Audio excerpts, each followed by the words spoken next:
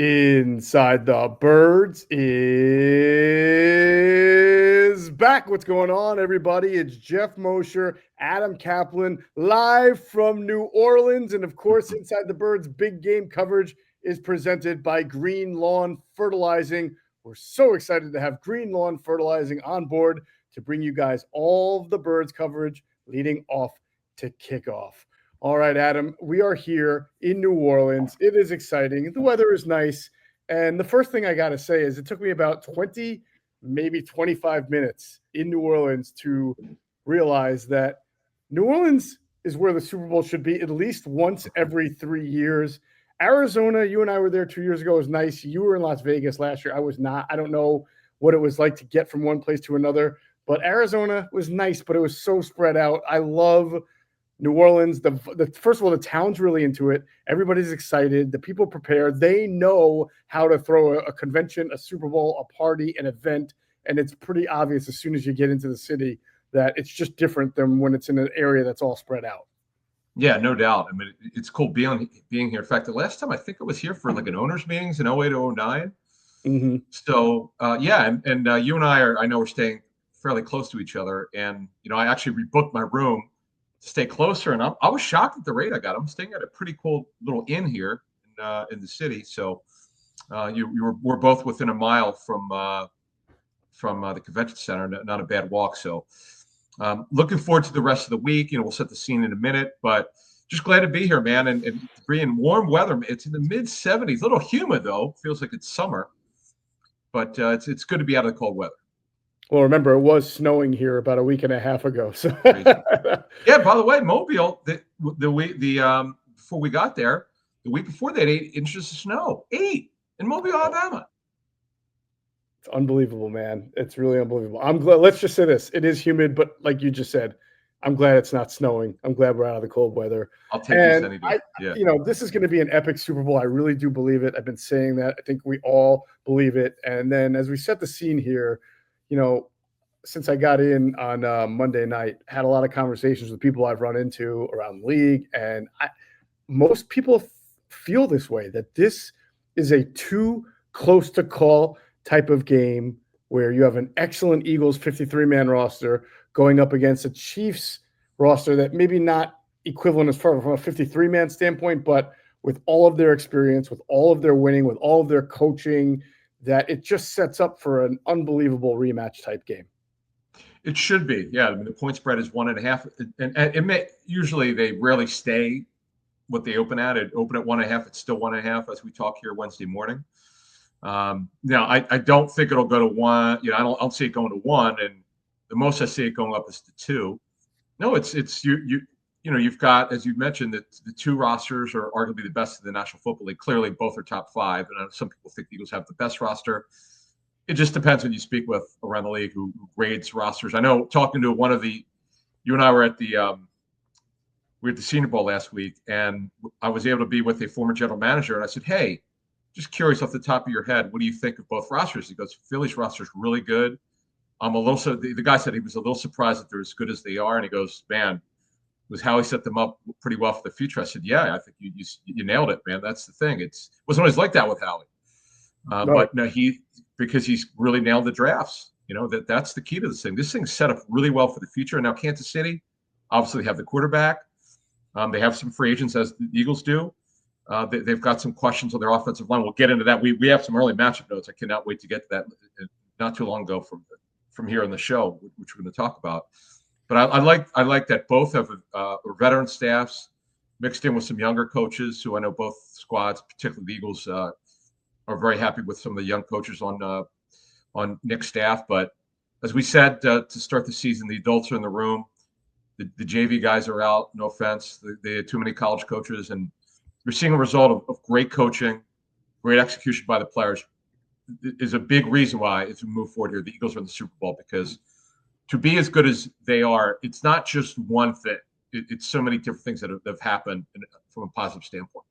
100%.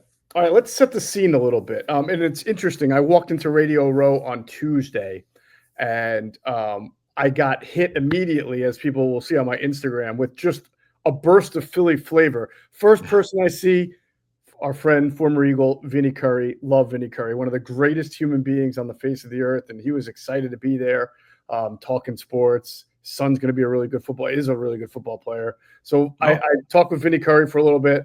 Next thing I know, I'm walking by. I see Kurt Schilling getting interviewed. I'm like, all right, well, that's interesting. Kurt Schilling's here. And then I look to my right, Mike Golick is sitting down doing a podcast or an interview with somebody. I'm like, wow, this is a big time Philly flavor right here. Those three guys right in the thick of it there. So wait till you see the rest of the week. Just real quick, wait till you see the rest of the week. So when I was here, folks might remember, have been with us for a while. I met one of my favorite as a kid. He's a young kid. I met one of my favorite players. I was probably like 10 or 11 years old. And this guy was traded for Ron Jaworski. He was Charlie Young. He was number 86, I believe, without looking. Mm-hmm. And I must have talked to him for, I don't know how many. I must have saw him all week. So we kept running into each other and talking and reminiscing. And I kind of amazed him with my knowledge of, because this, as you get older, don't ask me what happened yesterday, but I could tell you where I was when I was 10 when I watched Charlie with the sanitary uniforms, the all white with the white helmet with the green eagle wing, Yeah. So he was he won a Super Bowl, by the way, with the Niners in the mid 80s. But you see so many great ex-Eagles here that as you brought up. Vinny, number 75, great guy who grew up as an Eagles fan. That's the craziest thing, from Neptune, New Jersey, correct? Yeah. I think it is. Yeah, Neptune, New Jersey. Absolutely. Yeah, and that's the week, man. And not only that, you see current players, retired players. They're coming here. A lot of the players are sponsored. So if you interview them, you got to talk about the product that they're promoting, which is fine. But it's a cool week. The only downer is, Geoff, and you'll see this if you haven't seen it. I'm sure you know this already. Because of the state of national radio, so many and local, so many stations are not coming anymore.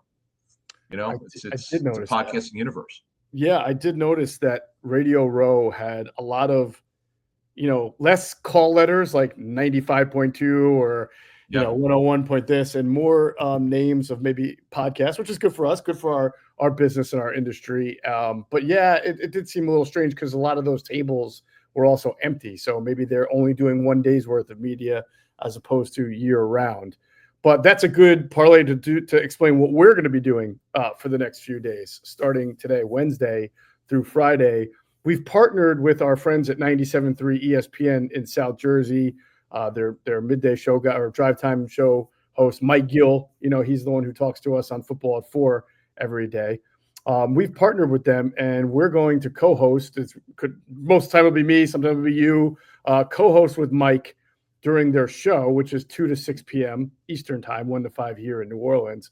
And their show is going to live stream simulcast or simultaneously on Inside the Birds' YouTube channel and I think Facebook page as well. Nice. So, 2 years ago, we were doing our own streams and we had to bring equipment and we were able to get a lot of great interviews. Well, we're still going to get a lot of great interviews. We're just doing it alongside Mike Gill from 97.3 ESPN. So we thank him for allowing us that opportunity. He's happy to have us co-host with him. And then we'll take the interviews that we do throughout the day, and if you're not able to see them on in live time on our YouTube page or our Facebook, we'll cut them up into podcasts and put them up on the Inside the Birds podcast feed as well. So if you miss it, you'll be able to catch up with it on your podcast feed. And I'm excited about that, Adam, because I think I've always thought the greatest thing about Super Bowl week outside of the game was the interviews on Radio Week. I grew up listening to, radio stations going down there and doing fantastic interviews with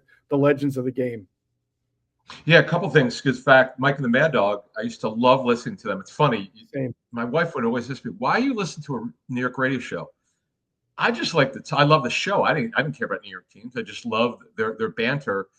And you nailed it. They would go. Their Super Bowl shows were phenomenal, like who's who. So you and I did the shows 2 years ago. Remember, I grabbed Ryan Leaf. I got to meet Ryan over the series of years coming here, and I said, "Hey, Ryan, can you come over here?" So we put him on the air with us. We just anyone we saw, we would just grab. And remember, we had Tujay Hushmanzada. He wound up. In fact, who was it? Who were they? He wound up taking over for like a half an hour. I'm like, TJ gave like a dissertation for us on playing the wide receiver position. It was pretty cool. Unbelievable. Who were the other players? Do you remember? Oh man, we had former Eagle Marcus Smith, who I think we're going to have. No. With TJ, there were other. It was him. Oh yeah, who was it? Was it B West? No. I think I so. can't It might have remember. been Westbrook who was with him, but we had Avant, and he might have Yeah. been. Oh, it was Yeah, Jason. Yes, it was Jason and yeah. TJ. Yeah, I mean TJ. Yes, you nailed it. Good job. I knew it was an ex-Eagle, but TJ I knew from Fox Sports Radio. He goes, man, I only got 10 minutes. Hurry up! And then, as you just said, he got carried away. And he was loving it. He was real. I said, "Are you cool?" He goes, "Yeah, I'm into it. Let's keep going." I'm like, "Okay, this is great." So, the spontaneity, and I'll be when I'm not with you guys, I'll be on Sports Grid. So we bring over some great guests. We'll see who shows up. And as you said, ex-Eagles, retired Eagles, and maybe some coaches will be there, former Eagles coaches. Who knows? No, that would be great.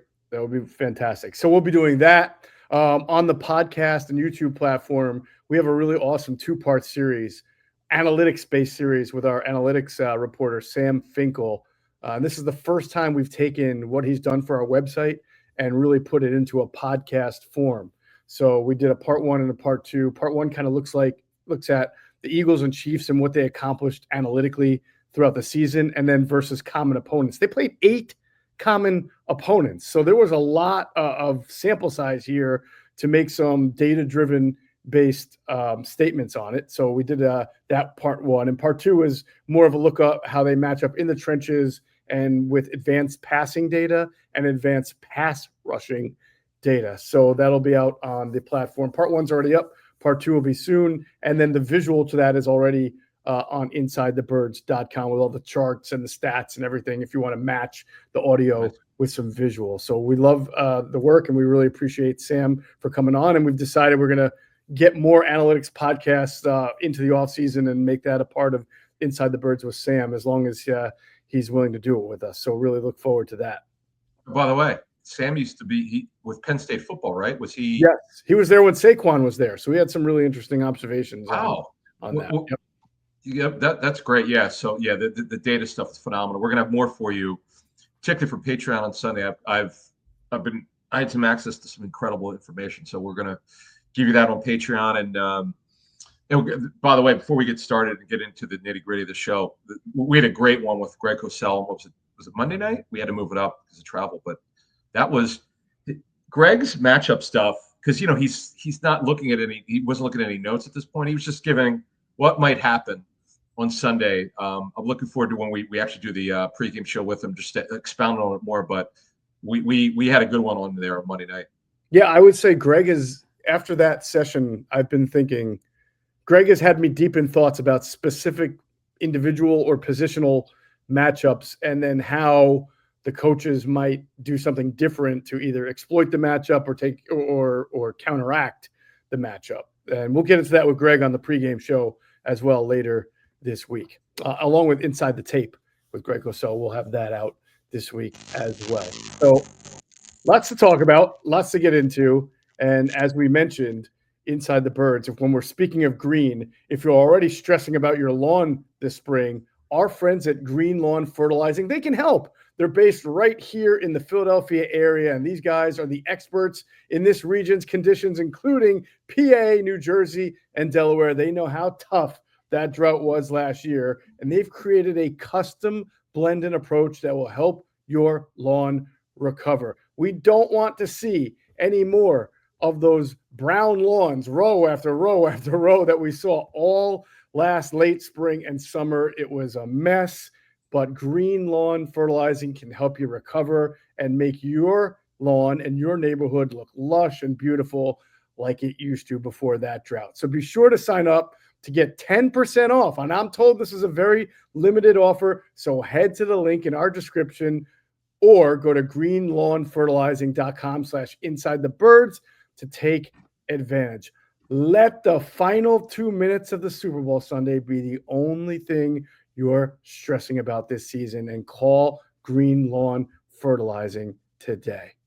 Adam, that is something that's come up with me with a few people here, is sort of the idea that if this thing is a close game with 4 to 5 minutes left, advantage Kansas City just based on track record. Not like the Eagles haven't pulled out games either, but just the track record and what Kansas City's been able to do there. What it is the Mahomes back-breaking scrambles. He has this knack, like we'd have to go through a number of years of who could do it as well. I mean, as great as Lamar Jackson is as a runner and a scrambler, but what Mahomes does is he finds open grass. He sees it. He sees some sort of hole you have, an area where you can go find safe ground. Like you just set it up. I've been talking about this now for a week. That's the thing. If the Eagles have the lead, they're up by 3, but the Chiefs have it last. That would worry me. That would worry me. I mean, if I'm the Eagles, you really want to be up 8. That way you can't lose no matter what happens. So that's the thing that could scare me. Like as much as their pass game has been not quite what it should be, quite frankly, with Mahomes and 2 fast receivers and Kelsey, you worry about him because he's always capable for that last drive in a game. So you're hoping if you're the Eagles, that doesn't happen. Absolutely. And that's one of the matchup challenges that we have been discussing and that we'll get into a little bit in this podcast. We'll get into some decisions, some really interesting roster decisions that are looming for the Eagles as they, try to figure some things out for the next few days before they fully get ready for Sunday's Super Bowl. And we'll talk about those as well and a couple of interesting next-gen stats that we dug up. So why don't we get into the decision-making part of this? The Eagles have until 4 o'clock on Saturday to make their final moves, correct? That includes elevations and activations and all that? Everything. You cannot do anything past 4 p.m. Eastern on Saturday. Most teams rarely do anything on Friday. Because you go, well, why would they want to give that information out to the NFL other teams? You don't want them to know what they're going to do until Saturday, because the last meeting, clubs have their personnel meeting. They typically decide Saturday night who's going to be inactive, but they want to see what the other teams' inactives or their elevations are going to be, and those elevations are done Saturday, so they kind of have an idea of, like, if it's Carey Blast's game, okay, they know he's going to play on special teams, but they know it hasn't been a lot, but they know he's played at fullback. They know why he's here, because you have that toolbox here with Kellen Moore that he knows that if he wants to, he could use him as a fullback. So you have that. It's just what extra players do you again, you have 2 guys you could elevate. You could elevate anybody you want off the practice squad. So the guys who would be probable to be elevated would be Blasingame, just to use that. Nick Morrow, because quite frankly, he it's almost a lot that he is, because right now your only inside backers are Vaughn, Burks, and Trott Jr. So they need another guy. They need a 4th. You can't really go into a game with 4. But the other one to me is fascinating, because if you don't do Blasingame, well, is it game specific for a game plan, or is it just for insurance? Because you pull out all your steel. Like we talked to John D. Flippo about this on Patreon a couple weeks ago. You run what you run. You don't change anything. Now, you might have a Philly special play. You might have a flea flicker. Okay, but it's not a personnel-based issue. But if you want to play more 12 personnel, we'll get into a way that you can do it. The Eagles and Chiefs, by the way, are 2 of the most heavy field personnel teams in the league this year. But if you want to go more 12 personnel, or just get Goddard running more routes, well, it's not going to happen with E.J. Jenkins or Calcaterra. Calcaterra is not a very good blocker. We all know that. He's an athlete. Jenkins is a converted receiver. He's getting better at it. But C.J. Uzomah is a much better blocker than the 2 other guys we were talking about. And that will play into Saturday's decision. Yeah, obviously Uzomah and Brandon Graham are the 2 guys that, if they become active, they're going to play. I mean, you're going to use these guys. You would imagine that's why they're activated. But the residue of that means you have to say goodbye to 2 guys on your 53-man. Now, I think one name that I would think really jumps out as a guy that would probably be released would be Paris Campbell, because they're really, especially if you're activating another tight end and you're going to play some 12 personnel, you're pretty good with your guys right now. You've been playing A.J. Brown. You've been playing Devontae Smith. You've been playing Johnny Wilson some. You've got Jahan Dotson. So you got 4 guys right there, and Anaya Smith is on the 53. He doesn't play, but I just don't know that there's going to be a major use for Paris Campbell. So that's one guy. And we've talked all along about Eli Ricks being on the 53 and yet not playing either. So it becomes a situation of, where do the Eagles feel like they can trim here at the last second without really losing a player that's going to impact them at all. And the one thing about Campbell, Adam, is if there were to be an injury, though, to Smith or Brown, don't know how comfortable they feel giving in the Super Bowl a lot of snaps to Johnny Wilson or Anaya Smith. You almost want to hang on to that veteran. But that just might be kind of like in my head makes sense. It's not like Paris Campbell is some like 7-time Pro Bowl receiver or a guy who's played 80 games in the NFL. He's usually been hurt. So I don't know. It's sort of an interesting roll of the dice there. All right. So here are the 3 guys who certainly would be targeted. Campbell will be one, although I agree with your latter point that you got to be careful because Johnny Wilson's extremely limited. He's really only a blocking receiver. He's a guy that he didn't run all that well, but he's a big target. You use him a specific way, but if Brown gets hurt, you need a backup receiver. Wilson can do it, but he's just not there yet as a football player. Paris Campbell could do it. He could play X or he could play inside. So that would be one. Campbell. I remember they added him late in the season. He ran out of elevations. They signed him to their 53. The guy you didn't mention is the guy you and I debated about some weeks ago. This one would make the most sense because he was never going to play, and I'll explain what happened with Lewis Senior. If you recall, was signed off the Bills practice squad. So the only way they could get him is they had to sign him off the practice squad. This is all about the future. There was, as I was told, there was zero plan for him to ever play this season, which is get him to their off season, work him out. And the Bills, I'm told, they're also lining him up at linebacker, not just safety. But these guys, if you release them, by the way, they're all subject to waivers. There are no terminations, even for vested veterans like Paris Campbell, so they're subject to waivers. So I throw this back to you. Who do you think is the least likely to get claimed off waivers? Ricks, Scene, Campbell. I'm just looking for anyone else possibly. Campbell. But okay. I would agree with you, but I'll give you one more. If they're going to elevate, or if they're going to activate Uzomah off IR, why do you need 4 tight ends? EJ Jenkins would be the next guy, I would think. If you're going to operate Uzomah, you could theoretically. You would really have to feel like CJ Uzomah is 100% in the first place.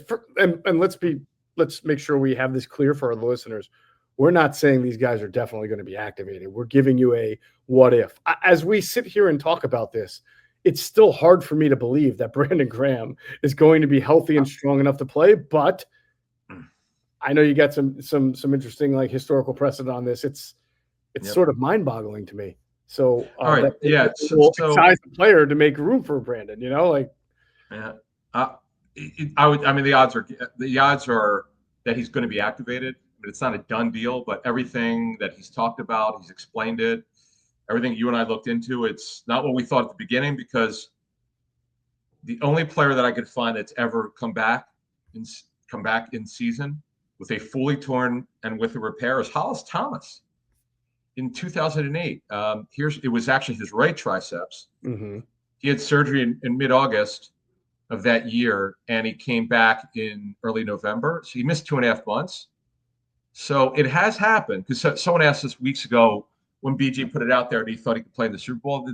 Like 3 or 4 weeks ago, he said in WIP, "Don't rule me out of the Super Bowl," and he was right.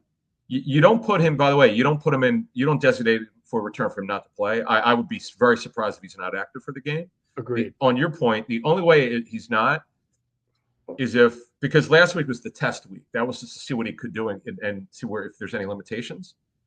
This is the week where, okay, the real practices, the practice week starts today. They have Thursday, Friday, Saturday walkthrough, and then they activate him theoretically by Saturday at 4 p.m. Eastern, and he plays. But to think he's just 9 weeks in now, this is the 9th week, and he's really going to be able to do everything he was doing before. Let's not forget the game that he got hurt in, one of the best games he's had in years. And he was good last year. Mm-hmm. Good to start the season. That's why one of the many reasons why Nolan Smith was not, he was really barely in the rotation. He was the 4th edge rusher. Brandon killed it in that Rams game. He was incredible. He was relentless, unstoppable. Yeah. So at what level can he play at? Who the hell knows? Only they know. This is not like a knee injury. This is he's wearing a brace on his left elbow. But the way BG was talking, he feels like he's doing pretty well with it. So I don't know what he can do. I'm very curious to find out where this is at what percent. I don't know if you can put a percent on it, just in terms of effectiveness. I'm very curious. Yeah, me too. And by the way, I may have jumped the gun a little bit on full agreement with you on this. You think that as soon as they activated him into the practice window, that meant he was going to play?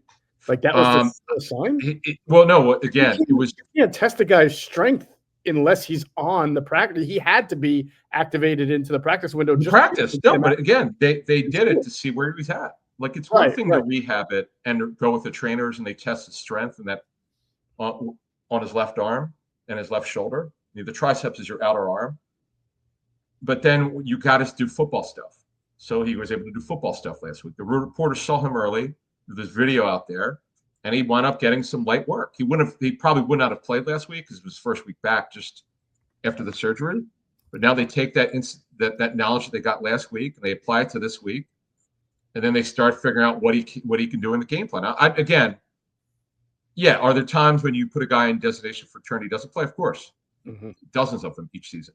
But this one was my thought process here is like, okay, BG target this week because things were trending well for him. Yes, he's come way before that he should come back, but he's hell bent on trying it, and it's not a lock. But I would say there's a pretty solid chance that he plays, but they got to get through practice this week because this is it now. These are the last 3 practices of the season, plus the walkthrough. So they're going to know, and the coaches have to game plan. And then the other thing is, someone asked us. This is a good question. Someone asked us on YouTube. So if BG's playing, who does he play over? That's a great question. And the coaches have to decide that that's coming. That's coming.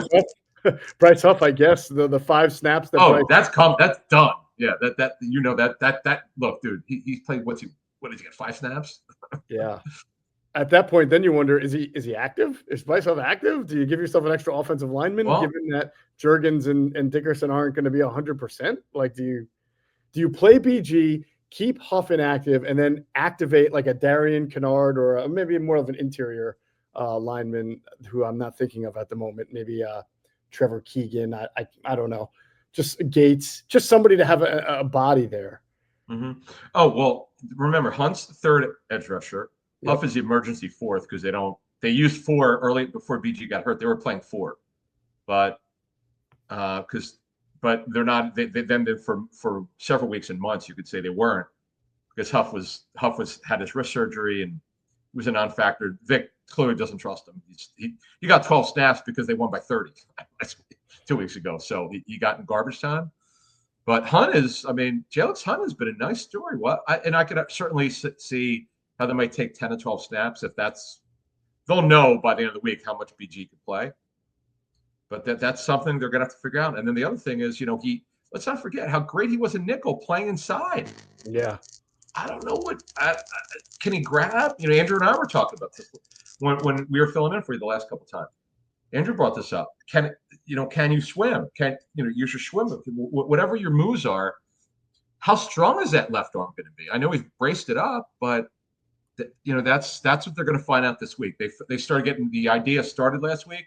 Now it gets put into process. Yeah, I would think. See, the beauty of the injury for Brandon is he normally lines up over the right tackle, which means his healthy arm, his right arm, is the inside arm. Left arm is the outside arm. So he uses the right arm, the healthy arm, more because of that. I think if you put him inside, if you put him inside and he's got to double engage both, I think that's tough. I think if they're going to use him, just and I'm no coach and I'm no doctor. I'm just trying to see what makes sense to me. It would be outside over right tackle in a wide 9 where he can use his speed and then use speed to power with the right arm, the inside arm. You're right, and that's the limitations of his role because there's just some things. There's no way he could do everything. I know he was very optimistic with the media last week. Mm-hmm. We're wishing him well, though. We love him. And then we're going to talk to Dr. David Chow. We'll get him on you with Mike Gill. We'll make sure we get him on with you. Because Dr. David Chow is the only former team doctor that actually does video analysis. And he and I were texting earlier this week. And I missed him on Tuesday on Radio Row. I saw him as I was walking out, so we're going to get him. Because he expressed some doubts. But we didn't talk on the phone, so I want to hear what he has to say. And Dickerson, he mentioned something to me about Dickerson because as a doctor, you're worried when the guy cannot continue with a knee injury. You're always going to be worried. Okay, what really is that? So we'll talk to Dr. Chow later this week. All right, just two other guys I want to quickly mention in a second as far as injuries are related. But first, this ain't the little itty bitty teeny tiny bowl. This is the Super Bowl LIX. Get in on the action at DraftKings Sportsbook, an official sports betting partner of Super Bowl 59. Scoring touchdowns is key to hosting the Vince Lombardi Trophy, and you have a shot to score big by betting on them at DraftKings Sportsbook, the #1 place to bet touchdowns. New DraftKings customers can bet $5 to get $200 in bonus bets instantly. So download the DraftKings Sportsbook app and use code BIRDS pregame, all one word. That's code BIRDS pregame for new customers to get $200 in bonus bets instantly when you bet just $5 only on DraftKings Sportsbook.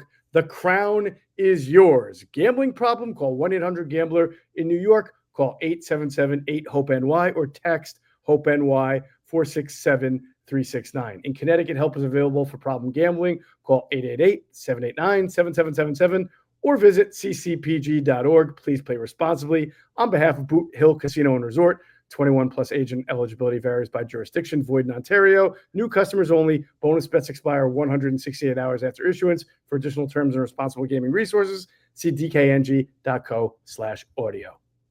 All right, Adam. So on the last injury report of last week before they head to New Orleans, they give a game designation, right? Because Britton Covey was listed as questionable, and so was Kenny Gainwell with the concussion. They obviously also listed Graham and Uzama as questionable. So where are you at in thinking Britton Covey right now? I'm just, they've been so careful with him all year long, and he was limited in practice last week also. So I don't know. This will be an interesting one to see because, again, if they're going to activate the other two guys, and not Covey, and then if they're going to activate Covey, that's 3 players they have to then. I'd be very surprised. It's been so long. This is the because you just said a couple minutes ago about destination for return. This is one. It's been so long. I get it. Like he practiced, he's got limited work. He's not been cleared for contact with the neck nerve issue. It's a shame, but he wouldn't play receiver. All he would do is return punts, which, by the way, would get DeGene off punts, and Vic Fangio would be happy. Yep. But Vic made it pretty clear if Covey was coming. This is the first time Covey was coming back. Vic made it pretty clear when he was asked by the media, no, I'd rather him not be on. He didn't want him on. He didn't want DeGene on punts, but yeah, that's the one I'd be very surprised. I'd never put percentages on anything. It's a waste of time because we're not making decisions. But that one would surprise me if he's activated. Uzama doesn't have to be. Again, to be clear, he doesn't have to be. But from a strategy standpoint, boy, does he give him more because he can block. He was one of the best wide tight ends in the National Football League. In fact, that's why he got a huge deal with the Jets. Unfortunately, he got hurt. And as we saw, Andrew and I saw in the summer, it looked like he didn't run that well. He wasn't moving great. And then it may be Geoff, it may be that abdomen issue that he had. He probably had surgery. I say that because when you go on IR and you're out a couple months, that's you're always concerned that it's the dreaded muscle core surgery. Yeah, they don't like to call it. Dr. Myers hates it called sports hernia, so we call it muscle core surgery. So who knows? But bottom line is, Uzama from a 12 personnel standpoint absolutely gives him more than the other 2 backup tight ends, no question. All right, sounds good. Why don't we move on into discussing a couple of the matchup challenges? You mentioned the first one. I really think that this will come into play more in this Super Bowl than maybe it has for the Chiefs for most of the year. And that's, you mentioned the back-breaking Patrick Mahomes scramble. And just the way that we know the Eagles play defense, which is they'll give you voids and zones. They're going to keep everything in front of them. And the way we know that the Chiefs protect the ball and the way the Eagles front 4 really gets after it, I think there'll be some opportunities for Patrick if they want to do design runs or just sort of scramble if the one read isn't there. I think they'll be able to make some yardage off that. I think that's an area that the Eagles are going to have to be really keyed into because Mahomes is not the type of quarterback that you spy. You don't want to dedicate one guy against the Chiefs, right? To just lurking around in the middle of the field waiting. Yeah, he's not a runner. He's a scrambler. He's not a runner, and you need all your guys in coverage as you can get. Yeah, I mean, he's a scrambler. He's not a runner. So there's a major difference between the two. Scramblers are guys, when the pocket breaks down, they'll get out of the way, and if they see enough grass, they'll go. And Hurts does both. He's a scrambler and a runner, right? Just depending on what he sees and obviously there's plenty of runs that are designed. So, but we say that Mahomes had 11 rushes in the championship game against the Bills, and he scored twice. He has this sixth sense. It's like eyes the back of his head, or front of his head too. But it's just amazing how he does it. It really is. And then, by the way, you're going to see Xavier Worthy. Worthy's had. I know he's not getting the deep ball like a lot of us thought he would, but I'll tell you what, man, he is dangerous. You're going to see him on end arounds, ghost motion. You're going to see all sorts of stuff with him. Orbit. They're going to use him in a specific way to see if the Eagles go for it. I mean, that's what Matt Nagy and Andy Reid do. So that's coming. How concerned are you? I've been thinking about this a little bit with the idea that on defense, as well as the Eagles have played all year long, that you're going to have two rookies in your secondary, and you're going to have a second-year player at Nolan Smith seeing a whole lot of time. I don't bring Jalen Carter. He's played at such a high level. I'm not worried like he's going to his play. It's more about the guys in the backfield, because you strategize against those kind of guys. You work double moves. You work route patterns. You work anything that you can, misdirection and motion, to try to fool those type of players. The front four, so you could take Nolan Smith out of the equation. It's really the two rookies and then a first-time linebacker who's played well all year in Zach Bond, but going up against a coaching staff and a coach in Andy Reid who is going to try to prey on every tendency he can find. Yeah, there's no doubt that there are going to be some advantages about guys with inexperience in this game. Yes, they've played big games in their career, particularly the championship game, which they just played in, but this is a different deal. Andy's one of the best strategists in NFL history. So it happened 2 years ago with Sky Moore and Kadarius Toney. Right. It's interesting. Tony's where is he now? I can't remember. He's with somebody. Yeah, I'm not sure if he's with a team now or he's out of league. I'm not sure, but and then Sky Moore's on IR. They've got to Saturday to activate him. He would only be a punt returner anyway, or kickoff returner. But you saw those. No, I know it was Gannon, and people complain, "Oh, they should have known this."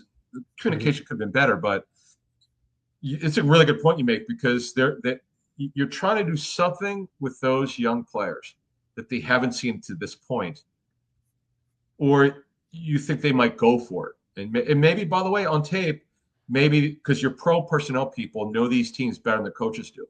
So they go to a lot of the away game. Well, they go to a lot of the Eagles games. In this case, Chiefs pro people, and they're going to find anything they could give the coaches. They felt whether they're watching pregame warmups, whether they're watching the game from the press box, which is you and I. When we go to the games, we see that the scouts there, but they're looking for any kind of edge they can find. Absolutely. And it's going to be fun. It's going to be a great cat and mouse game. It's going to be a good checkers, chess, whatever you want to call it. It will be fascinating. All right. We will get in more into matchups on inside, not only Inside the Tape with Greg Osell, but the Inside the Birds pregame show, which will get posted early, as we've been doing for everybody over the last few weeks, all throughout the playoffs. A couple of other things from the next gen folks at Zebra Technologies we wanted to go into. First, we're going to pause real quick to hear a word from our friends at Sky Motor Cars. Sky Motor Cars in Westchester is a different sort of dealership. All it takes is one look at their Highline pre-owned vehicles that people all over the country want and need. Owner Brett Schiller, make sure you don't spend a dime of your money before you purchase the car. Sky Motor Cars allows you to make all the decisions regarding your next vehicle. At Sky Motor Cars, you never have to spend more than necessary. Visit SkyMotorCars.com today or call 610-918-7225.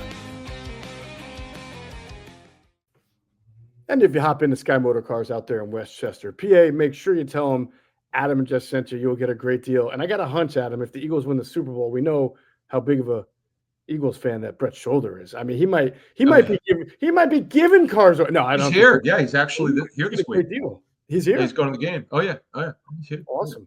He's a big Maybe Eagles we'll guy. run into him. Yeah. Yeah. But you might get a nice hoodie out of it. You might get extra 10% off. You might get extra 10% if you're trading in. I mean, Eagles win the Super Bowl. It's good for business, and it makes everybody happy. And we know the folks at Sky Motor Cars will be very excited. All right. And here's a next-gen stat, Adam, that I found really, really interesting. All right. Did you know that A.J. Brown had the third lowest separation of any wide receiver with at least 45 targets this year? You know what's interesting about that is it doesn't seem to matter. That's exactly what the stat said, because it said despite this, he still caught 1,079 yards. And so, I mean, I'm just going to go back to the first practice of 2022. Folks have been with us for a while, probably remember this because I was just couldn't believe what I saw. Slay's got him covered. It was a sideline throw in an OTA practice. And it was one because it's not like we can see instant replay. I'm like, how the hell did he catch that? Because Slay was right there. Because, he never gets called for OPI. Not that I can remember. I'm sure he's had some since he's been here, but it seemingly never gets called for it. He's got those late hands, folks. He's just amazing at it. I don't know how he does it. He's an amazing football player, but he doesn't need to get a lot of separation because of those late hands. And this plays into your stats. So that's interesting.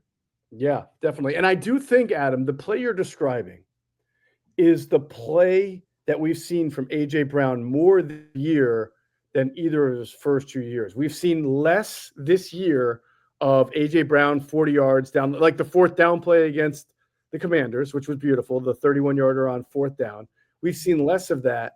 We've seen more A.J. winning on the sit route, the stop route, the comeback, then breaking a tackle and ripping off an extra 10 to 12 yards. So that's why his yards per game are still really high. 1,079 is low, but he missed the games earlier this year with the hamstring. His yards per game is right where it normally is, but I think he's had to work for those yards this year by breaking tackles more than beating corners over the top, because it's just, with the knee injury that he had, we saw the usage was a little different. He wasn't running down the field, catching balls, 30, 40 yards as much he was catching the 8 to 10 yard slant, sit, or stop. And then he has such an unbelievable, he may be the best tackle breaking wide receiver in the league. It's almost T.O.-ish how good he is at that. He's so strong. Similar. Yep. Yeah. Had this been the 22 offense over again, if they're going to run that offense in 22, the league has had enough. They were not going to let the Eagles do that anymore because it was bombs away. But although you've seen it occasionally this season, you saw in the Pittsburgh game, the Green Bay game, the first Green Bay game, by the way. You saw some of it against Washington. But I don't see a shootout, but if you had that, although I know Greg Cosell said on Patreon, he feels like Eagles would come out throwing. He goes, they're not going to ignore Saquon, but he felt that they would come out throwing. But I just feel like it's a decent scoring game. But if it became somewhat of a shootout, that's where A.J. Brown, and I'm telling you, we're going to be talking more about this because I know they're using their best corner on the outside. If they do that, if they're going to use McDuffie on the outside like they have for several weeks, and they put him on, because I know Spags plays some man, because I don't care how good Trent McDuffie is, he's not handling A.J. Brown. That's not happening. Yeah. No, nobody handles A.J. Brown. You just hope to, just sort of like with the Travis Kelce, you're just hoping to hold him to a respectable catch and yard where he's not breaking your back. Keep him out of the end zone. Let him have his 70 or 7 for 79 and try to keep him from really game wrecking if you can. That's basically the situation. Last one, Eagles defense has allowed the fewest yards per attempt and lowest success rate on passes thrown behind the line of scrimmage this year. So the Eagles have been very good on screens. This really jumps out like that Bengals game. Remember when the Bengals twice went for it on fourth down, and I think Cooper DeJean blew up two of them? Yep. They've been really good on that. So, but the Chiefs and Patrick Mahomes has the second most yards on passes thrown behind the line of scrimmage this year. So this is another one of those good on good, which one wins kind of matchups. Yeah, that's fascinating, man. This is a chess match game. The two wily veteran defense coordinators, two of the best in NFL history. You got Kellen Moore's a pretty good schemer and designer, and we've had our criticisms of Kellen occasionally when we thought he could have helped Hurts out a little bit, and but man, when Kellen's been able to run what he wants to run and Jalen's doing it like he wants to, it's been beautiful. And you know about Andy and Matt Nagy, they're great working together. We'll see. This is a very even game. Like as you said at the top of the show before we get out of here, I thought whoever you talked to said it right. This is a pretty even matchup here, and the point spread would tell you at 1.5. 100%. All right, one more ITB left on Friday, but a lot of content, a lot of coverage here on the Inside the Birds platform all week long leading up to Super Bowl LIX. That's going to do it for this episode of Inside the Birds, the leading podcast in Eagles intel. And as always, we thank you for flying with us inside the Birds. Be sure to check out our friends at PHLSportsNation.com. They're enhancing the fans' experience with their coverage of all Philadelphia sports teams. For the fan, by the fan is their motto. So make sure you check them out at PHLSportsNation.com and on Twitter at PHLSportsNation.